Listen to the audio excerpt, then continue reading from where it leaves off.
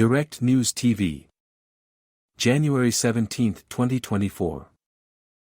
EU rearms Ukraine as calls mount for higher defense spending.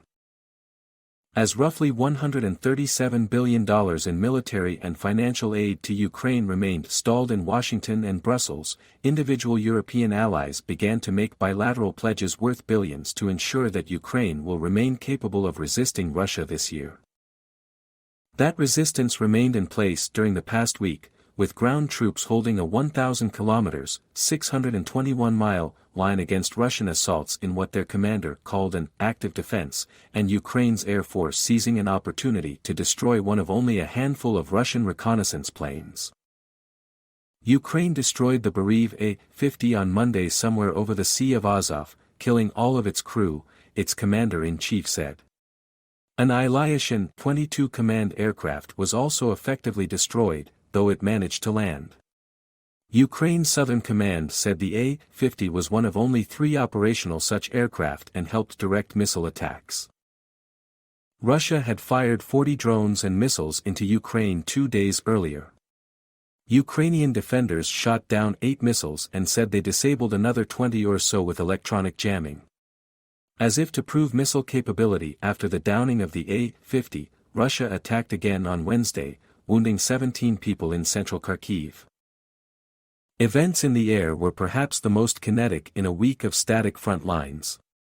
Ukrainian commander of ground forces Oleksandr Syrsky said his troops were on active defense as Russia pressed for full control of the eastern regions of Donetsk and Luhansk and the reconquest of Kharkiv and Kherson. Our goals remain unchanged, holding our positions, exhausting the enemy by inflicting maximum losses, Syrsky said. Syrsky's remarks appeared to confirm that Russia had taken the initiative in attacking. The initiative is completely in the hands of the Russian armed forces, Russian President Vladimir Putin said in a meeting with local government leaders on Tuesday. If this continues, Ukrainian statehood may suffer an irreparable, very serious blow, Putin said. Ukrainian President Volodymyr Zelensky reacted to those remarks the following day as he addressed the World Economic Forum in Switzerland, saying Putin would never give up his maximalist goals in Ukraine. If we have to fight Putin together, years in advance, isn't it better to end him now, while our brave men and women are already doing it? They are the world's chance, Zelensky said. Rearmament. As the two leaders' defiant positions suggested another year of bitter war in Ukraine and conflict persisted in Gaza and the Red Sea, rearmament was becoming a theme for Europe as well as Ukraine. We need a warfighting transformation of NATO, its military committee chief, Dutch Admiral Rob Bauer, said as he opened a 2-day meeting of defense ministers in Brussels on Wednesday. NATO members were living in an era in which anything can happen at any time, an era in which we need to expect the unexpected, an era in which we need to focus on effectiveness in order to be fully effective, he said. That thinking was reflected in the European Commission, as well. Internal Market Commissioner Thierry Breton said last week that he would propose a €100 billion, $109 billion, European defense investment program next month, to expand capacity in European defense industries. Last March, the EU pledged 1 million artillery shells to Ukraine within a year. By November, they had delivered less than a third of that, but Breton confirmed they would fulfill their pledge by early this year, and the European Commission confirmed that EU production capacity would reach 1 million shells a year by early this year, matching US production capacity. Russian shell production capacity matched the US and EU combined, said the deputy head of Ukraine's military intelligence Vadim Skibitsky. Russia's covert mobilization had also enlisted 500,000 men last year, meaning that it had been able to overcome attrition to field 462,000 soldiers in Ukraine. Given these Russian capacities, Ukraine's rearmament was an urgent matter, Zelensky said. Some $61 billion in aid for 2024 remains stuck in congressional deliberations in Washington due to Republican opposition, and 2 packages of €50 billion and €20 billion, $54 billion to $22 billion, were stalled in Brussels due to Hungarian opposition.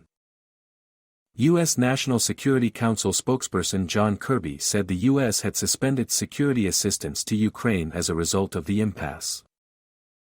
In Europe, individual countries chose to move ahead bilaterally. Estonian President Alar Karis said last week that Estonia would provide €1.2 billion, $1.3 billion, in aid including howitzers and ammunition over the next 4 years. Estonia was committing 0.25% of its gross domestic product, GDP, to Ukraine's defense over the next 4 years, Prime Minister Kaja Kallas had said days earlier. A staunch Ukraine ally which also shares a border with Russia, Estonia last November said it was raising defense spending to 3% of GDP and urged other European nations to double their expenditure. Latvia on the same day pledged howitzers, shells, drones and helicopters, among other things. On Friday, UK Prime Minister Rishi Sunak signed an agreement with Kyiv to help develop Ukraine's drone production capacity, and said he would spend $3.2 billion in defense of Ukraine this year. French President Emmanuel Macron was due in Kyiv to make his own pledges next month. He told a news conference that long-range Scalp missiles would be included in defense deliveries already underway. "We are going to deliver a lot more equipment and help Ukraine with what it needs to defend its skies," he said. Germany last month said it would double its military aid to Ukraine in 2024 to €8 billion, $9 billion. Russia's war in Ukraine, as a political issue, is slipping from the mainstream, and is now largely a preoccupation for those situated near Europe's eastern border, said the European Council on Foreign Relations. Though still well-resourced, Russia was not without its problems. Skibitsky said it was having trouble building certain types of missiles due to sanctions. And secretive Russian enlistment of naturalized citizens, suspected to have begun in 2023, may have contributed to a massive fire that destroyed a 7-hectare warehouse of online retailer Wildberries, in St. Petersburg last week. My name is Kingsley. Please like, share, subscribe and hit that notification bell so you can be the first to be notified whenever we post. You won't regret it.